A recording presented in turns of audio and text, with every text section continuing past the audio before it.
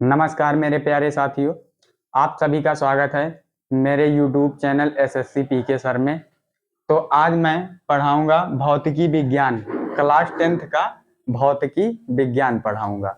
और अध्याय 1 है। अध्याय 1 प्रकाश का परावर्तन तथा अपवर्तन। प्रकाश का परावर्तन तथा अपवर्तन क्लास 10th का भौतिकी विज्ञान पढ़ाऊंगा।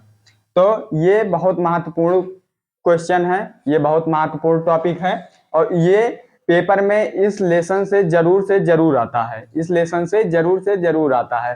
तो आप सभी लोगों को बढ़िया से पढ़ना है और 2026 के लिए धीरे धीरे तैयारी करनी है। 2026 में इस टॉपिक का क्वेश्चन जरूर आता है, ठीक है ना। तो आप सभी लोग बढ़िया से पढ़िए, मेहनत करके पढ़िए, अच्छा नंबर ले आइए, ठीक है। तो चलिए हम अपने टॉपिक पे चलते हैं। आराम से बढ़िया से समझना है, कॉपी पेन लेके आप सभी लोग बैठ जाइए और नोट करते रहिए, ठीक है ना। चलिए देखते हैं अपना टॉपिक। प्रकाश किसे कहते हैं? प्रकाश, लाइट जो होता है, प्रकाश किसे कहते हैं? आज हम लोग समझेंगे प्रकाश किसे कहते हैं। आप लोग कमेंट करिए फटाफट, प्रकाश किसे कहते हैं, जल्दी से कमेंट करिए। तो आइए हम लोग समझते हैं प्रकाश।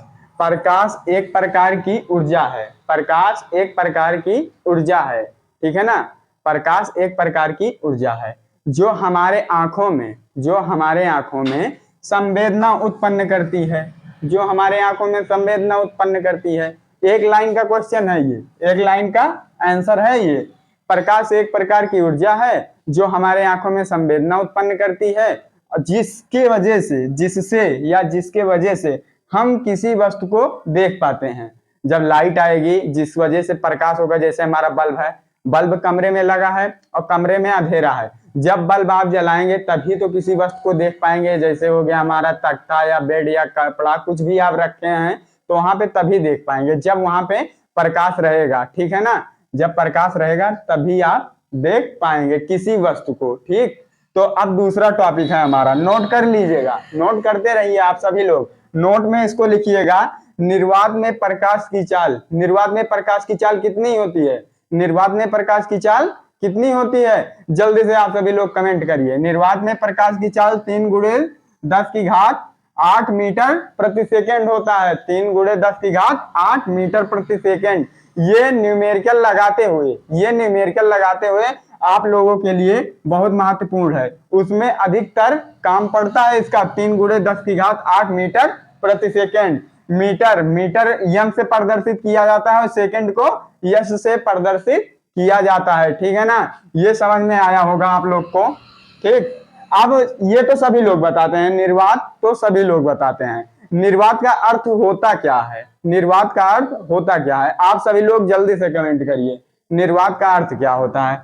तो देखिए, निर्वात का अर्थ यही होता है, एक ऐसा अवस्था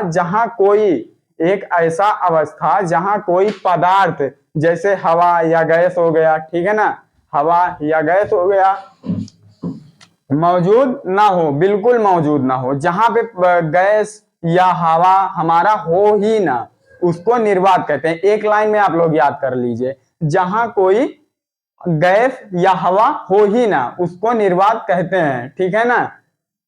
तो अभी देखिए, प्रकाश का स्रोत किसे कहते हैं?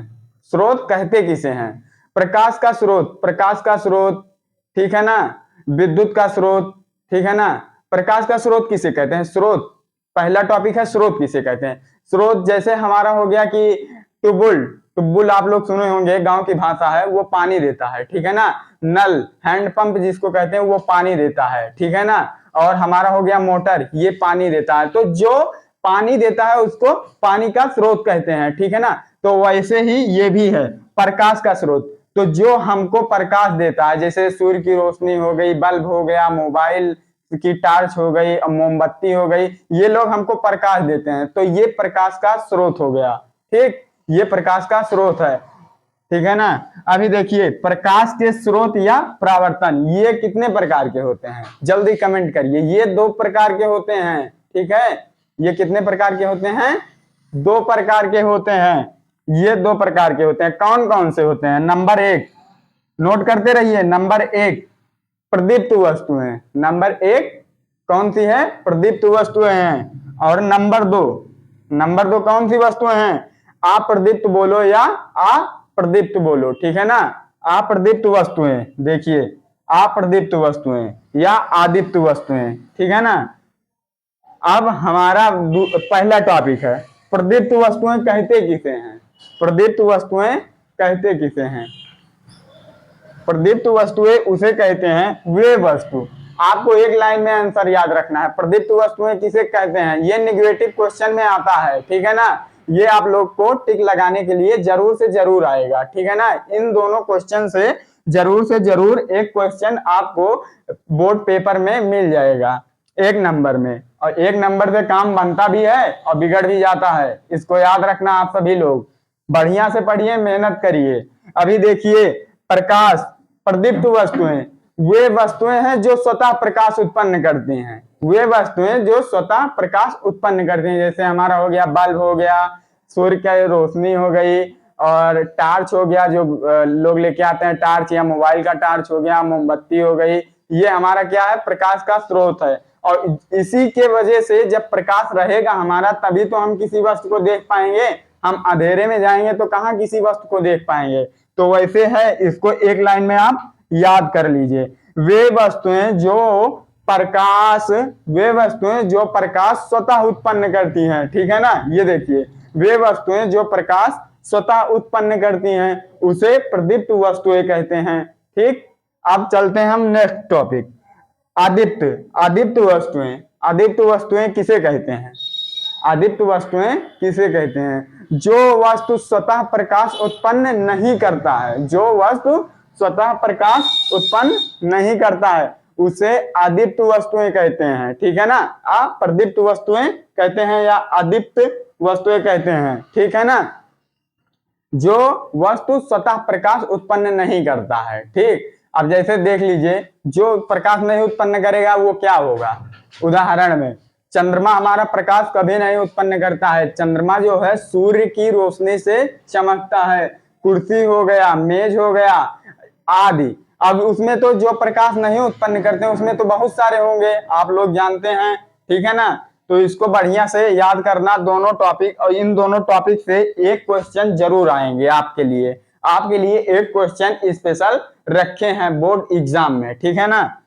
अब देखते हैं इसके उदाहरण। प्रदीप्त वस्तु के उदाहरण सूर्य का प्रकाश हो गया, ठीक है ना, और बल्ब हो गया, मोमबत्ती हो गया आदि, ठीक। और देखिए उदाहरण के लिए दूसरा अप्रदीप्त के लिए देखिए, चंद्रमा हो गया, कुर्सी हो गया, मेज हो गया, आदि हो गया। आदि में तो बहुत कुछ आ गया, ठीक है ना। तो आज के लिए बस इतना ही, मिलते हैं नेक्स्ट वीडियो में। अगला टॉपिक ही इसी का रहेगा, प्रकाश का परावर्तन तथा अपवर्तन, लेकिन भाग 2 में हम मिलेंगे। बस आज के लिए इतना ही। जय हिंद, जय भारत।